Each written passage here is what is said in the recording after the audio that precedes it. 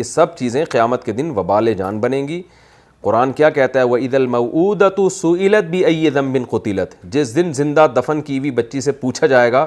बता तुझे किस जुर्म में कत्ल किया था। तो बच्ची जिसको अरब में जाहिल लोग बचपन में मार देते थे, वो बच्ची भी मासूम होती थी, उसको नहीं पता होता था मेरे साथ क्या हो रहा है, उसकी चीखें सुनने वाला कोई नहीं था, बाप तन्हाई में ले जाके उसको दफन करके आता था एक दिन की बच्ची को।